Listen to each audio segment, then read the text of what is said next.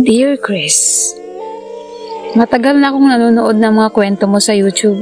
Isa ako sa mga naniniwala sa mga kababalaghan. Lalo na't may karanasan akong hindi ko malilimutan hanggang ngayon. Gusto kong ibahagi sa inyo ang nangyari sa amin nang tumira kami sa pansamantala sa lumang bahay ng lola ko noong 2016. Hanggang ngayon, nanginginig pa rin ako kapag naaalala ko ito. Bahala na kayo kung maniniwala kayo o hindi, pero sana ay mapakinggan ng iba para maging babala rin. Taong 2016, napilitan kaming lumipat sa probinsya matapos mawalan ng trabaho si Papa sa Maynila. Wala kaming ibang matutuluyan kundi ang lumang bahay ni Lola Rosa sa Nueva Ecija na ilang taon nang walang nakatira. Nasa looban ito, malayo sa kabihasnan at napapalibutan ng palayan at matatandang punong mangga. Ang bahay ay yari sa kahoy, may 2 palapag at halatang nilulumot na ang bubong at mga dingding. Sabi ni Mama, doon daw siya lumaki, pero matagal na ring iniwan dahil mas pinili ni Lola na manirahan sa syudad. Pagdating pa lang namin, ramdam ko ng ibang klaseng lamig sa loob ng bahay. Hindi ito yung normal na lamig, parang malamig na may kasamang bigat sa dibdib. Si Papa, dahil sa pagod sa biyahe, agad nag-ayos ng mga gamit. Ako naman, kahit pagod, hindi mapakali, para bang may nakamasid. Sa unang gabi namin doon, nakatulog naman ako kahit may kaba. Pero bandang 2:00 ng madaling araw, nagising akong may narinig na mahinang pagtawa. Babaeng tumatawa. Mahaba, malamig at tila galing sa likod ng bahay. Pinilit kong huwag pansinin. Baka kapitbahay lang. Pero wala namang ibang bahay sa paligid. Lalo akong natakot nang may maramdaman akong malamig na hininga sa bato ko. Nang lumingon ako, wala namang tao. Nagtaklob ako ng kumot at halos hindi na nakatulog. Kinabukasan, ikinuwento ko ito kay Mama. Pero sinabihan lang niya akong baka guni-guni lang daw dahil sa bagong kapaligiran. Pero napansin ko, pati si Mama medyo balisa. Parang may itinatago. Lumipas ang ilang araw at dumalas ang mga kakaibang pangyayari. Sa tuwing gabi, may naririnig kaming kaluskos sa kalawang palapag kahit wala namang tao doon.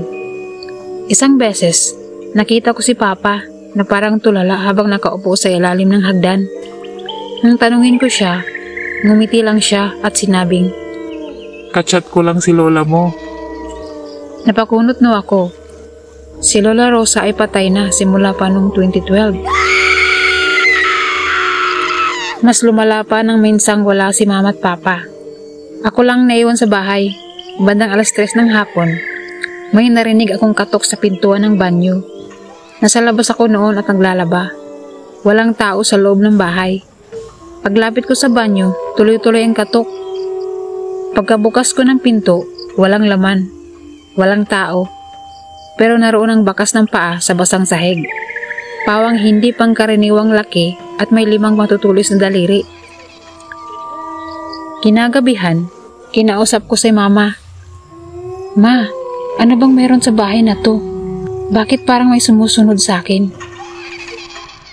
Tahimik siya, tapos ibinulong niya, "May dapat kang malaman."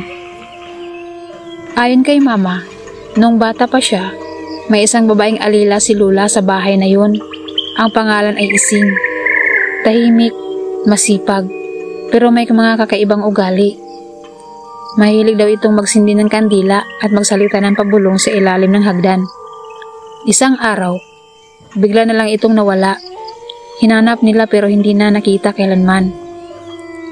Taon ang lumipas at simula noon ay nagkaroon na ng kakaibang ingay sa bahay. Parang iyak, minsan tawa, minsan yabag. Pinatawag pa raw ng albularyo si Lola. At ang sabi ng matanda, may kaluluwa raw na hindi matahimik sa bahay. Pero hindi na raw nila ito pinaalis. Sinanay na lang silang manahimik. Ngayon, kami naman ang naroon. Ilang gabi ang hindi na kami nakakatulog. Ang mga pinggan nahuhulog sa kusina. May sumisigaw tuwing 2:00. May nagsusulat ng malaki nito. Sa alikabok ng mga bintana. At ang mas nakakakilabot, ang mga damit namin ay tila naaayos sa sahig sa hugis ng taong nakadapa. May dugo ang ulo sa dulo ng pagkakaayos. Minsan, nagising ako sa pagtawag ng pangalan ko. Ana! Ana! Mula ito sa loob ng aparador. Nang buksan ko, wala namang laman, kundi isang lumang notebook. Doon ko nakita ang sulat kamay ni Ising. Ayon sa sulat, Hindi ako pinatawan.